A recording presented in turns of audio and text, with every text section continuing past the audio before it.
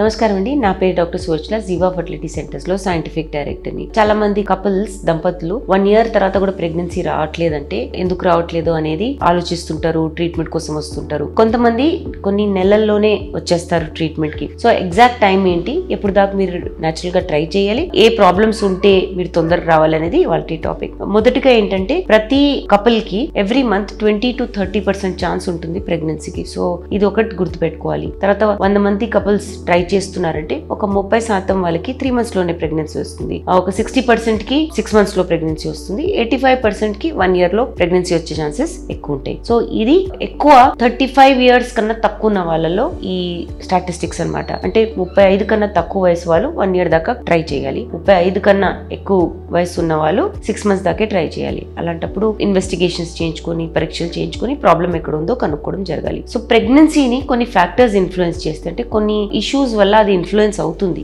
Age, మహిళా వయసు 35 కన్నా ఎక్కువ ఉందనుకోండి, అలాంటప్పుడు ఎగ్ క్వాలిటీ క్వాంటిటీ రెండు తక్కువ ఉంటాయి. అలాంటప్పుడు తొందరగా 6 months తర్వాతనే మీరు ట్రీట్మెంట్ లేదా ఇన్వెస్టిగేషన్స్ కి వెళ్ళిపోవాలి. కొన్ని హెల్త్ కండిషన్స్, థైరాయిడ్ ఎక్కువ తక్కువ ఉండడం, ప్రోలాక్టిన్, డయాబెటీస్ ఉండడం, వెయిట్ ఎక్కువ ఉండడం, ఇవన్నీ కూడా ప్రెగ్నెన్సీని ఇన్ఫ్లుయెన్స్ చేస్తాయి. లైఫ్ స్టైల్ చాయిసెస్ కూడా, స్మోకింగ్, డ్రింకింగ్, హస్బెండ్ వైఫ్ లో ఎవరిలో ఉన్నా ఈ sperm quality, egg quality effect అవుతుంది. తర్వాత ఇంటర్ కోర్స్ ఫ్రీక్వెన్సీ ఏంటి, ఎవ్రీ ఆల్టర్నేట్ డే లేదా 3 రోజులకు ఒకసారి ట్రై చేయాలి. కానీ ఎగ్ రిలీజ్ అవుతున్నప్పుడు టైమ్డ్ ఇంటర్ కోర్స్ అంటారు దాన్ని, టైమింగ్ ఓవ్యులేషన్ తో పాటు. సో ఎగ్ రిలీజ్ అయినప్పుడు ఇంటర్ కోర్స్ చేసుకుంటే సక్సెస్ రేట్ అనేది ఎక్కువ ఉంటుంది. ఇవన్నీ కాకుండా కొన్ని బాడీ సూచనలు ఇస్తుంది అనమాట. అంటే ఇర్రెగ్యులర్ పీరియడ్స్ ఉండడము, పెయిన్ఫుల్ పీరియడ్స్ ఉండడము, ఇవన్నిటితో మనము కొన్ని ఐడియాస్ వస్తాయి. ఇర్రెగ్యులర్ పీరియడ్స్ ఉంటే అండం విడుదల అవ్వకపోవడము, పెయిన్ఫుల్ పీరియడ్స్ ఉంటే ఎండోమెట్రియోసిస్ ఉండొచ్చు. మరీ ఎక్కువ పెయిన్ఫుల్ ఉంటే, పెయిన్ఫుల్ అందరికి ఉంటుంది, బట్ మరీ ఎక్కువ తట్టుకోలేనంత పెయిన్ ఉంటే ఎండోమెట్రియోసిస్ కూడా ఉండొచ్చు. పెయిన్ఫుల్ ఇంటర్ కోర్స్ కూడా మంచిది కాదు. ఇంటర్ కోర్స్ చేసేటప్పుడు పెయిన్ ఎక్కువ ఉన్నప్పుడు ఫైబ్రాయిడ్స్ ఉండొచ్చు, అడెనోమయోసిస్ ఉండొచ్చు.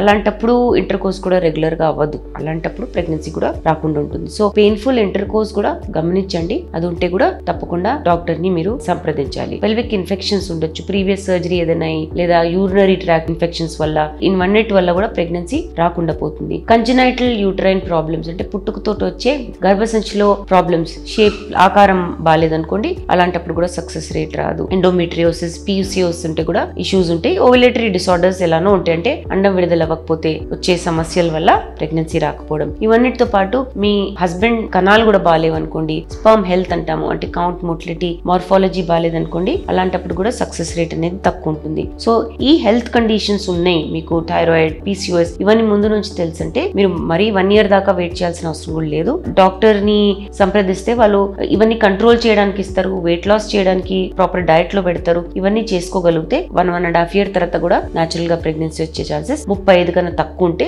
సక్సెస్ రేట్ బాగుంటుంది. వీటి గురించి ఇంకా వివరాల కోసం తప్పకుండా జీవా ఫర్టిలిటీ సెంటర్స్ కి విచ్చేయండి. Thank you. చాలా థ్యాంక్స్ అండి మా వీడియోస్ చూస్తున్నందుకు. మరిన్ని ఇలాంటి ఇంట్రెస్టింగ్ వీడియోస్ కోసం మా ఛానల్ ని తప్పకుండా సబ్స్క్రైబ్ చేయండి. Thank you.